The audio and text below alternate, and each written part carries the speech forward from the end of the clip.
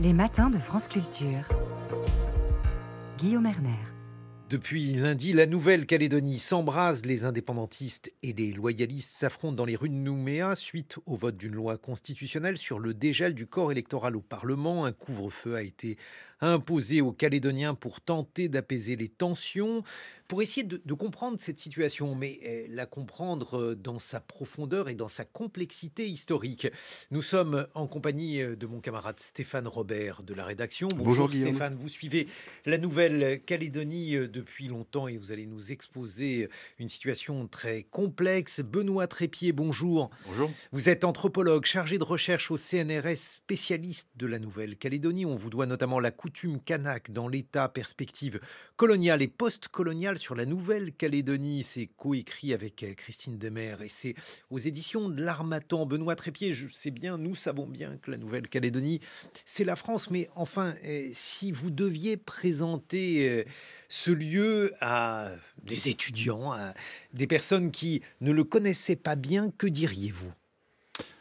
Alors, je dirais que la Nouvelle-Calédonie, avant tout, ça a été historiquement une colonie de peuplement et c'est sa grande spécificité dans l'histoire de l'Empire français, c'est-à-dire que c'est une terre lointaine du Pacifique que la France a conquis non seulement pour exploiter les ressources, mais aussi pour créer une nouvelle société locale avec des vagues de migrants venus de la métropole essentiellement, sur le modèle, disons, de l'Australie, de la Nouvelle-Zélande voisine ou encore de l'Amérique du Nord. Et donc, ça a amené une situation très complexe où, à côté d'un peuple colonisé autochtone qui s'auto-identifie comme peuple kanak, il y a eu plusieurs vagues de migrants successifs, des bagnards, des colons, des coulis asiatiques, des travailleurs océaniens, etc. Et pendant longtemps, ces deux groupes, disons, le peuple autochtone et puis tous les autres, entre guillemets, se sont un peu regardés en chien de faïence puisque la société était très ségrégée. Cette tension coloniale n'a pas disparu après l'abolition de la colonie statutaire en 1946 et a abouti finalement à un face-à-face mortifère dans les années 80. Et c'est à partir de 1988, avec les accords de Matignon signés par Michel Rocard, Jean-Marie Tjipaou et Jacques Lafleur, qu'il y a eu une dynamique de réconciliation et de décolonisation inclusive sous une nouvelle forme qui a été prolongée et même dépassée par l'accord de Nouméa. Décolonisation inclusive. Alors, le pari de l'accord de Nouméa, ça a été de dire que pour construire la décolonisation progressive de la Calédonie, on va bâtir une citoyenneté de la Nouvelle-Calédonie réunissant le peuple autochtone kanak et les autres communautés implantées de longue date dans ce que l'accord de Nouméa a appelé un destin commun, un projet, disons, d'unification sociale et politique, et il y en a beaucoup qui parlent de construction d'un peuple calédonien. Pour le moment, cette construction d'une citoyenneté calédonienne, d'un peuple calédonien, se fait dans la France, mais avec une vocation d'émancipation, sous une forme ou une autre. Voilà. On en est à ce stade. Mais l'accord ayant été terminé, désormais, les discussions patinent et on est en train de faire une marche arrière complètement ahurissante. Benoît Trépied, vous qui êtes anthropologue, cette crise était-elle prévisible ? Elle était non seulement prévisible, mais de nombreuses voix se sont élevées depuis 3 ans pour alerter le gouvernement français, sur sa méthode, sur les dangers de sa méthode jusqu'au-boutiste. Ça, c'est finalement le véritable virage politique s'est enclenché après le 2e référendum, lorsqu'il a fallu organiser le 3e référendum sur l'autodétermination prévu par Nouméa, et que l'État a décidé de le maintenir coûte que coûte fin 2021, malgré la demande unanime de report des indépendantistes kanaks en raison des morts liées au Covid. L'État et donc les indépendantistes demandaient un report de 6 à 9 mois, grosso modo. Ça a été refusé par l'État. Et depuis, finalement, la confiance a été rompue parce que l'État a clairement affiché sa préférence pour le camp dit loyaliste. Et ce n'est finalement que la continuité de cette nouvelle stratégie au sommet de l'État, qui s'est jouée sur une nouvelle étape avec la question du corps électoral, qui a été passée de force malgré les demandes indépendantistes de faire une pause et de retirer ce texte afin de discuter et de ne parler du dégel du corps électoral, puisque c'est ça l'enjeu, que dans le cadre d'un accord global, ce qui a été refusé par l'État français. Stéphane Robert, vous qui suivez pour la rédaction de France Culture à la fois la politique et la Nouvelle-Calédonie, pour justement ces générations de politiques depuis Michel Rocard, par exemple, eh bien, la Nouvelle-Calédonie a constitué un problème, a constitué une question à résoudre. Comment les choses se sont-elles déroulées? Ah bah depuis 1988 et Rocard, il y a un processus, ce qu'expliquait Benoît Trépied, hein, qui a été mis en place, qui a permis d'apaiser les choses. On a eu 30 ans de paix quand même en Nouvelle-Calédonie, jusqu'à ces référendums qui ont été organisés, les 3 référendums 2018, 2020, 2021. Ça a commencé à patiner et à ne pas marcher après le 3e référendum de 2021 qui est imposé par Sébastien Lecornu. Alors il y a déjà une première erreur. Habituellement, enfin il est de tradition depuis Rocard que c'est le Premier ministre qui s'occupe du dossier calédonien. Là, on a délégué au ministre de l'Outre-mer, c'était Sébastien Lecornu, qui a maintenu ce référendum contre la demande et l'avis de la population kanak. Bon, il y a 2 choses. La période était particulière. Oui, bah, il y avait la crise Covid. On sortait, il y avait 200 ou 300 morts en Nouvelle-Calédonie. Il y a une tradition, alors ça, Benoît Trépied le connaît sans doute beaucoup mieux que moi, mais le rapport à la mort de la population de la communauté kanak est très différent d'une autre. Il y a tout un tas de rituels. Et donc, ils demandaient un délai pour pouvoir enterrer leurs morts. Il y avait aussi politiquement, de la part d'un certain nombre de responsables politiques locaux kanak, vraisemblablement une crainte du résultat de ce 3e référendum. Parce qu'on savait très bien que c'est le 3e et dernier, et que ça clôturait les accords de Nouméa. Et donc, s'ils ne l'emportaient pas sur l'indépendance, on mettait un terme aux accords de Nouméa, il fallait tout rediscuter. Donc, il y a eu un refus d'obstacle en quelque sorte. Donc il y a les 2 choses. Dans quelle mesure la tradition mortuaire de la communauté kanak pèse par rapport aux aspirations politiques et à la crainte du résultat de ce référendum, c'est difficile à dire. Là, je ne saurais pas dire. Mais déjà, le fait que ce soit le ministre de l'Outre-mer qui gère le dossier, ça, c'était un problème. Ensuite, après ce référendum, il y a eu un appel au boycott. La communauté kanak a suivi ce boycott. Il y a 44% de participation, il y a 56% d'abstention. Quasiment toute la communauté kanak n'est pas allée voter. Ça veut dire que ça a renforcé les partis politiques indépendantistes qui se sont sentis très forts à ce moment-là. Et depuis, il y a eu des tentatives de discussion. À Paris, une volonté de mettre autour de la table toutes les parties prenantes, en même temps l'État français, les indépendantistes et les loyalistes, mais ça n'a jusqu'ici jamais marché. Ça fait 3 ans que les discussions échouent, et là, on veut les régler en 3 semaines, puisque c'est l'appel d'Emmanuel Macron à venir discuter à Paris pour régler le problème en 3 semaines. Ça paraît quand même très, très difficile. Benoît Trépied, vous qui connaissez bien la société néo-calédonienne, comment celle-ci est-elle composée? Les indépendantistes, les loyalistes, qui sont-ils au fond? Que veulent les partis en présence? Je ne parle pas de partis politiques, mais de partis sociaux. Alors, donc là, suite à cette histoire coloniale particulière, à partir des années 70, les Kanaks se sont trouvés minoritaires en Nouvelle-Calédonie, c'est-à-dire qu'ils représentent désormais 40% de la population. Et là est tout le problème, parce que d'un côté, à partir des années 70, les Kanaks ont construit la revendication d'indépendance au nom des droits des peuples à disposer d'eux-mêmes, du droit à l'autodétermination, et en disant clairement, nous sommes les seuls à avoir été colonisés, donc nous sommes les seuls habilités à nous prononcer sur le futur de l'archipel. Face à cette position, l'État français a dit pas du tout, la Nouvelle-Calédonie c'est un morceau de la République française. En République française, un homme égale une voix, donc tous les habitants français de la Nouvelle-Calédonie peuvent voter, peuvent se prononcer. Et c'est l'opposition de ces 2 légitimités qui a amené au clash, qui a amené aux affrontements des années 80, à une quasi-guerre civile, à des morts, à des drames. Chacun de ces 2 légitimités, finalement, a mis de l'eau dans son vin en créant du compromis. D'un côté, les Kanaks ont dit on accepte de partager notre droit à l'autodétermination, et ça c'est unique dans l'histoire de la décolonisation. On accepte de partager ce droit avec ceux qu'on va appeler les victimes de l'histoire, qui n'ont pas choisi d'être là, qui sont là depuis plusieurs générations et qui n'ont plus d'autre pays que le nôtre, finalement. Et d'un autre côté, l'État a accepter de réduire le corps électoral en disant effectivement il ne faut pas que les Français qui sont arrivés depuis les hexagonaux qui sont arrivés depuis quelques mois ou quelques années participent à ce débat. Mais ils sont nombreux ou on est dans l'ordre du symbolique, Benoît Trépied? Parce qu'on voit bien que ces émeutes donc surgissent avec cette question du dégel du corps électoral. Est-ce que cette question est une question véritable avec des chiffres importants ou bien est-ce qu'on est là aussi dans une question de symbole? Alors, il y a un problème sur les chiffres, hein, c'est que, il y a eu à plusieurs reprises et encore là pendant les débats pendant 2 jours à l'Assemblée nationale, les députés ont demandé à de nombreuses reprises à monsieur Darmanin de faire une explicitation des chiffres. Ce qu'on sait aujourd'hui, c'est que si le corps électoral est ouvert sur les résidents de plus de 10 ans comme ça a été voté, il y aura 25 000 personnes qui vont rentrer dans le corps électoral spécial pour les élections provinciales, ce qui représente 1 électeur sur 5.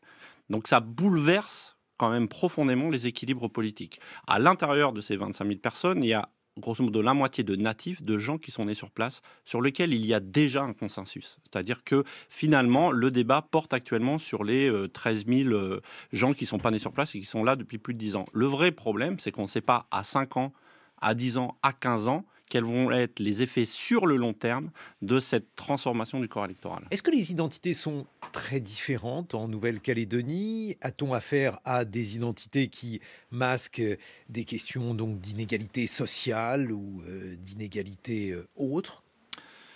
Oui, il y a une superposition très nette, disons, des identités ethniques, entre guillemets, avec les inégalités sociales en Calédonie. Les écarts de richesse en Calédonie sont bien plus importants qu'en France métropolitaine. Et en gros, les plus riches, on sait très bien de quelle couleur ils sont, et les plus pauvres de quelle couleur ils sont. Mais derrière ça, et derrière le contentieux social ou ethnique qui peut apparaître à première vue, le cœur du problème, et c'est un problème colonial. C'est un problème colonial de décolonisation. Donc c'est comment sortir d'une situation coloniale autrement que par la violence, autrement que par l'écrasement d'un camp par un autre, d'une façon ou d'une autre. Et c'est ça qui avait été construit sur l'accord de Nouméa. Et c'est pour ça que le corps électoral n'est pas qu'une question électorale, c'est le fondement de la citoyenneté calédonienne. Mais alors, pour que l'on comprenne bien, Benoît Trépied, Oui. selon vous, quand vous dites que c'est une question coloniale, est-ce que ça signifie que finalement tout cela doit aboutir à l'indépendance de la Nouvelle-Calédonie? Non, ça doit aboutir à la décolonisation de la Nouvelle-Calédonie, mais la décolonisation ne se pense pas uniquement en termes d'indépendance. Même l'ONU le reconnaît. D'ailleurs, je rappelle au passage que la Nouvelle-Calédonie est encore inscrite sur la liste des pays à décoloniser de l'ONU, malgré l'achèvement de Mhm. l'accord de Nouméa. L'indépendance est une forme de décolonisation, mais il y en a d'autres, et en particulier celle que demande le FNKS depuis plusieurs années, c'est ce qu'on appelle une indépendance association, c'est-à-dire ou une indépendance en partenariat, où deux États souverains nouent un lien très très fort, bien au-delà d'une coopération classique, et donc où finalement la Nouvelle-Calédonie pourrait recouvrer son entière souveraineté, et puis décider librement, dans une discussion avec l'État français, de reconfier une partie de ses compétences, par exemple la justice, par exemple la monnaie, etc. Et ça, finalement, c'est une perspective qui n'a pas été explorée par le gouvernement français, alors même qu'elle devient finalement une des seules voies qui permet de concilier et puis de concilier les différentes positions et aux personnes de vivre ensemble, parce que les Kanaks n'abandonneront jamais l'idée d'indépendance, donc il faut trouver un compromis. Benoît Trépied, vous êtes anthropologue. On vous doit notamment la coutume kanak dans l'État aux éditions de l'Harmattan. On vous retrouve avec mon camarade Stéphane Robert de la rédaction de France Culture. Et nous entendrons deux politiques de Nouvelle-Calédonie, Philippe Gomès du parti Calédonie Ensemble contre l'indépendance et Roch Vamitan, président du Congrès de Nouvelle-Calédonie et membre du parti indépendantiste qui fait partie du FLNKS. 7h56 sur France Culture. 6h30, 9h, les matins de France Culture. Guillaume Erner. Pour évoquer cette situation en Nouvelle-Calédonie, loin de se calmer, nous sommes avec mon camarade Stéphane Robert de la rédaction, Benoît Trépied, anthropologue, au moins un mort, des scènes d'émeutes. Benoît Trépied, il y a beaucoup d'armes en Nouvelle-Calédonie. Oui, c'est un territoire qui est extrêmement armé. Ça a été souligné encore hier à l'Assemblée nationale lors des débats, ce qui contribue encore plus à dramatiser la situation et à imposer une exigence de desserrer les taux, comme il vient d'être dit, ce que le vote d'hier est absolument contraire à ça, puisque finalement ça serre encore plus les taux. Pourquoi ces armes? Alors, il y a une longue histoire. Bon, d'abord, il y a énormément de chasse en Nouvelle-Calédonie, hein. C'est une pratique, je dirais, presque culturelle et partagée par énormément de gens. Par ailleurs, il y a comment dire, le passé colonial et en particulier les violences des années 80 sont restées des choses très prégnantes en Calédonie qui se traduisent notamment par ce point-là. ce qui exige une fois de plus une politique extrêmement prudente de compromis pour éteindre le feu. Ça a été dit par tous les élus de tous bords. En fait, depuis 40 ans, les élus indépendantistes et loyalistes travaillent à éteindre le feu. C'est ce qu'a dit Rocco Mittan il y a pas longtemps au Congrès de la Nouvelle-Calédonie.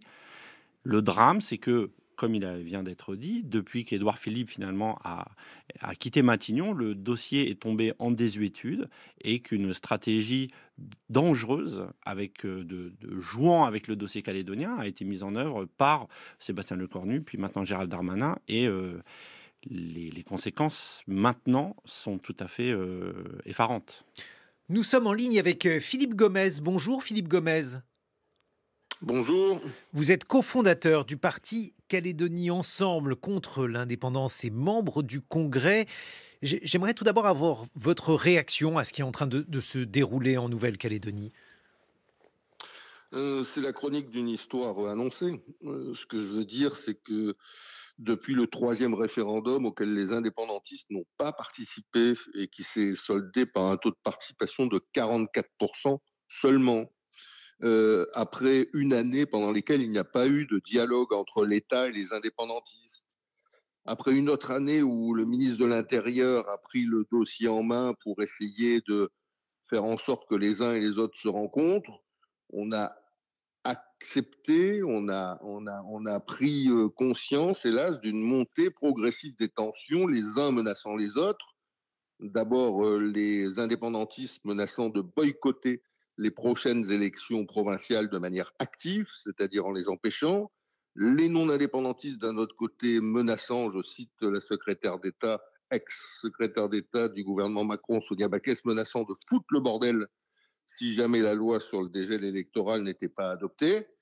Eh ben, tout ça a abouti à la situation d'insurrection qu'on connaît aujourd'hui, d'autant plus que le gouvernement a laissé le dialogue en jachère depuis 5 mois. Il n'y a plus aucun dialogue, plus aucune rencontre, plus aucun échange. Et laisser le dialogue en jachère dans un pays comme le nôtre, c'est extrêmement dangereux. Stéphane Robert. Philippe Gomez, pourquoi est-ce qu'on arrive, depuis 2021, on n'arrive pas à mettre autour de la table tout le monde pour discuter? Pour quelle raison? D'abord, il faut un interlocuteur au niveau de l'État qui ait le profil requis pour mener ce travail. Ça ne peut pas être n'importe qui. En l'espèce, on a eu des personnalités de très haut niveau qui, à des degrés divers, je pense à Michel Rocard, à Lionel Jospin, à Manuel Valls et à Édouard Philippe, qui ont su trouver les équilibres nécessaires en faisant preuve de la patience nécessaire, de l'écoute nécessaire, de la modération nécessaire pour trouver les équilibres. Là, en l'espèce, on n'est plus dans cette dynamique depuis 2 ans parce que ben voilà, la personnalité de Gérald Darmanin est peut-être adaptée sur un certain nombre de dossiers, mais sur un dossier calédonien où parfois il faut savoir donner du temps au temps, elle n'a visiblement pas été à la hauteur des enjeux. Benoît Trépied, une réaction à ce que vient de dire Philippe Gomez. Oui, non, je pense que le constat de M. Gomez est très lucide sur ces enjeux. Ce qu'il faut ne pas perdre de vue, c'est que finalement, le moment où la confiance a été rompue entre l'État et les indépendantistes, c'est-à-dire 2 des 3 partenaires historiques, c'est au moment du 3e référendum.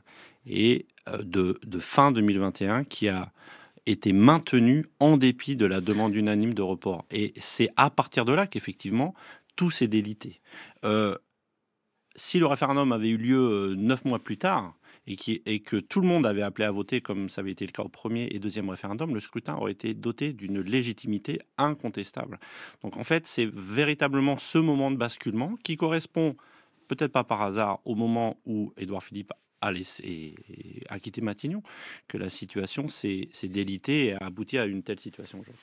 Si je comprends bien la situation sur place, Philippe Gomez, ces émeutes sont le fait de jeunes gens, donc très jeunes, parfois. Et qu'est-ce qui pourrait être fait pour que leur colère retombe?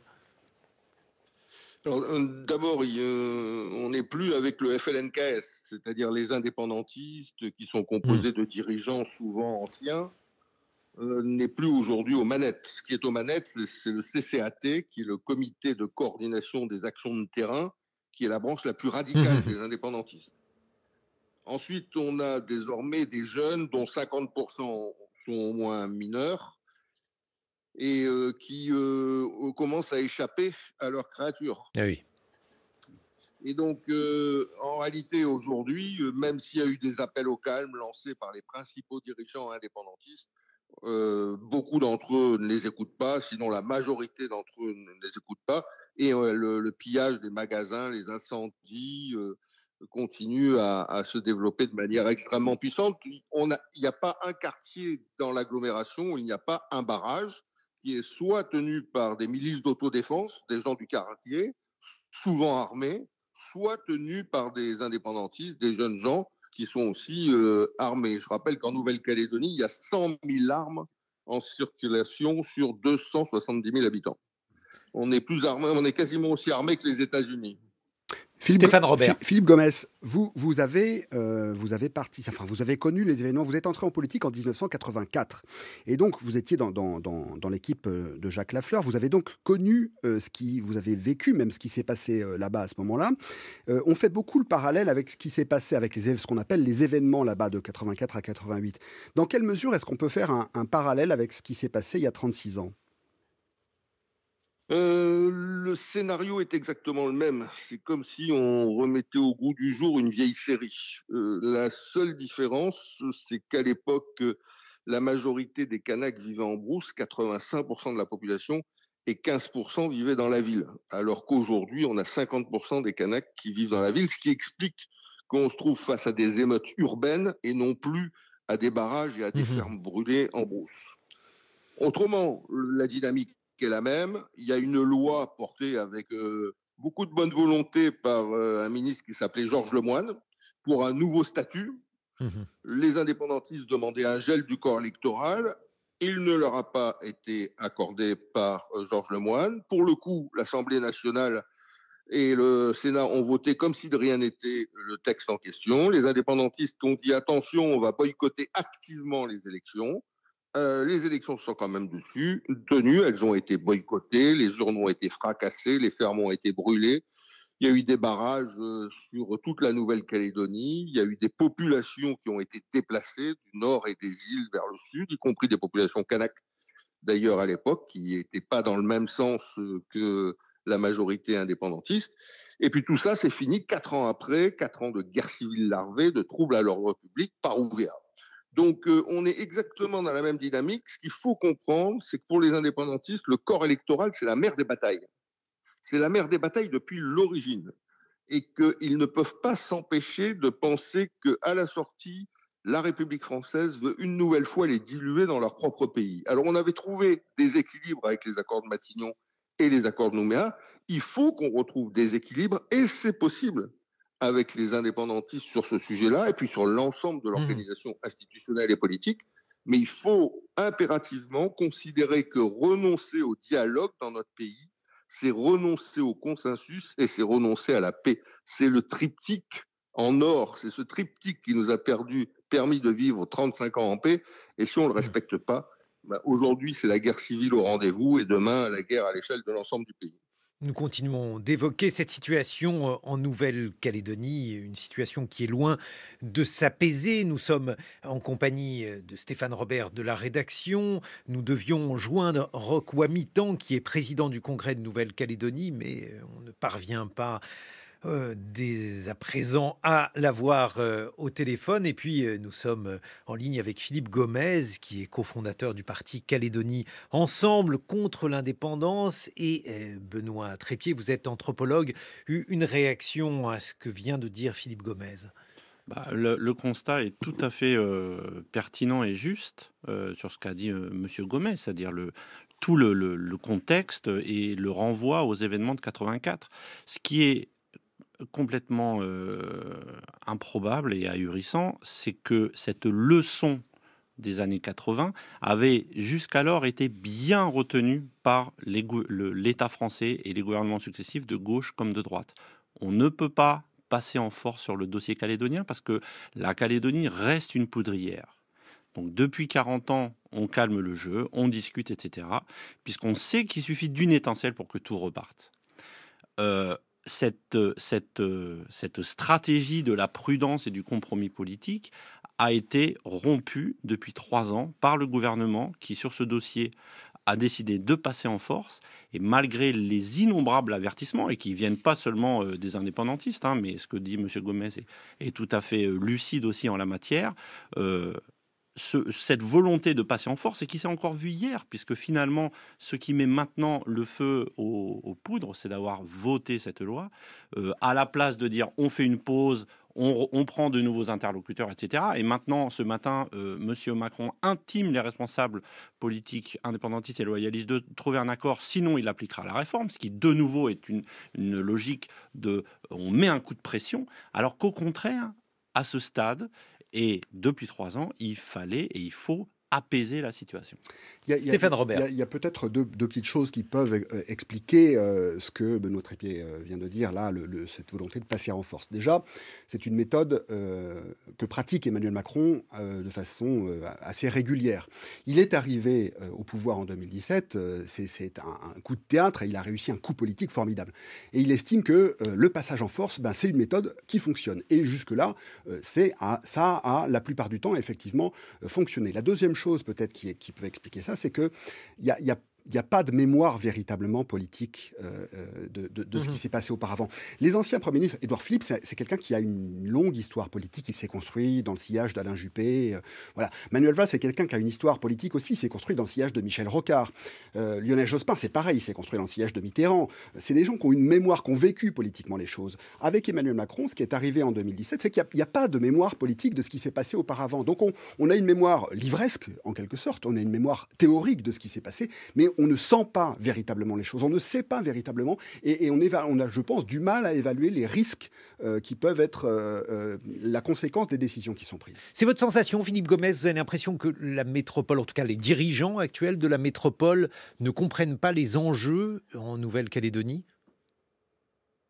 Vous savez, moi, ça fait 50 ans que je fais de la politique et je ne suis pas sûr encore d'avoir tout compris. Donc, je vais m'exprimer en toute humilité sur le sujet. La Nouvelle-Calédonie, c'est un dossier, un pays, une histoire qui demande du temps pour la comprendre, du temps pour l'appréhender, du temps pour identifier ses contradictions, ses paradoxes, ses insuffisances.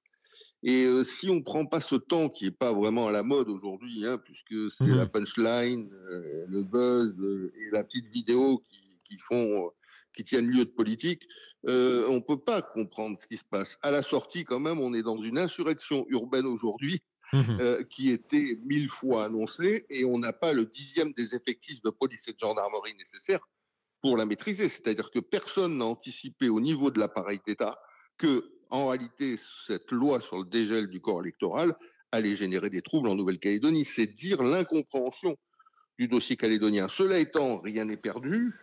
Je crois que si on remplit 3 conditions, la première, c'est que le dossier soit traité au niveau du président de la République et du Premier ministre. Il faut impérativement upgrader le traitement du sujet.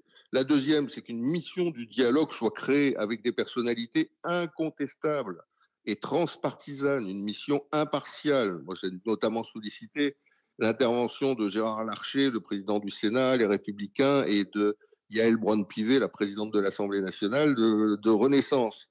Et puis enfin, un troisième élément indispensable, qu'on nous donne du temps. Si c'est un nouvel oukase en nous disant vous avez 15 jours, si vous ne trouvez rien, je modifie la Constitution, ça va être la guerre, c'est tout. Et donc, si Emmanuel Macron refuse de passer l'été à essayer de trouver une discussion, un chemin, une négociation, il va devoir passer les 2 prochaines années de son quinquennat dans un contexte qui sera autrement plus rugueux et hélas sanglant pour notre pays, et qui probablement portera une atteinte quasiment mortelle aux relations entre la Nouvelle-Calédonie et la France.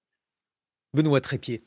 Oui, je voulais ajouter, en écho à ce que dit Monsieur Gomez, que cette demande d'une mission d'une dialogue, de reprendre les termes du débat avec des personnalités extérieures un petit peu au dossier, elle a fait l'objet hier d'un amendement qui a été proposé, qui n'a pas été voté par l'Assemblée nationale, et notamment pas par le Parti Renaissance, auquel les 2 députés calédoniens appartiennent, Monsieur Metzdorf du parti Génération et Monsieur Dunoyer du même parti que Philippe Gomez.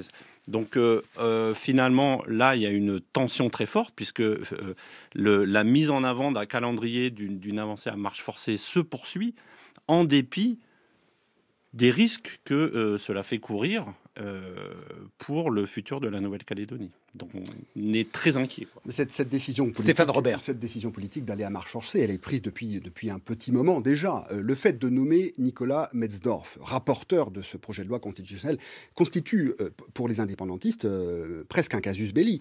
Il est dans le camp des loyalistes et des loyalistes les plus durs, les plus radicaux. Donc c'est vécu comme une provocation par le camp d'en face. Et là, il a été décidé.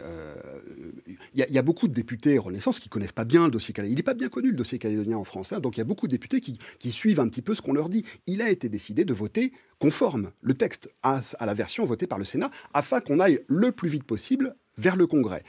Initialement, c'était prévu fin mai, voire début juin.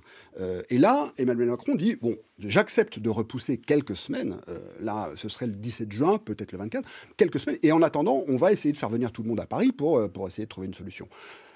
Ça fait 3 ans qu'on essaye, enfin, ou peut-être même 30 ans, diront certains, peut-être Philippe Colaizière à 30 ans, et on n'y arrive pas. Donc en 3 semaines, comment on fait? Moi, je ne sais pas comment on fait. Là, il y a des morts, il y a des gens, je ne sais pas comment on les fait rentrer dans leur maison, tous ces émeutiers, tous ces manifestants. Ça va, véritablement, il y a un risque très, très important de ce que disait Philippe Gomès à l'instant, de guerre civile. Philippe Gomez. Non, moi c'est Benoît Trépied.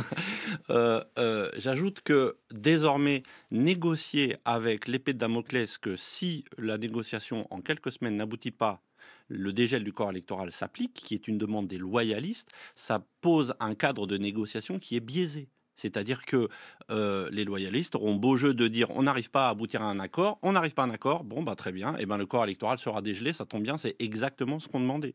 Ce qui fait que ce contexte de négociation est extrêmement difficile à accepter par le FNKS, parce qu'ils savent déjà qu'ils ont perdu une partie de la bataille avant même le début du dialogue. C'est aussi pour ça qu'il était demandé de ne pas voter cette loi pour rester sur une position équilibrée en vue de la négociation. Là, ça va devenir encore plus difficile. Alors, et effectivement, comme vous le dites, si ça se joue sur quelques jours ou quelques semaines, alors que c'est la paix sur plusieurs années, voire plusieurs générations qui est en jeu, mettre ces 2 points dans la balance, c'est, à mon sens, assez irresponsable.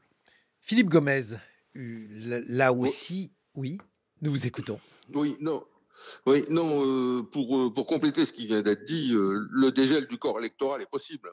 Ce que je veux dire, c'est que les indépendantistes ne sont pas arc-boutés sur l'idée on gèle le corps électoral jusqu'à ce que mort s'en suive.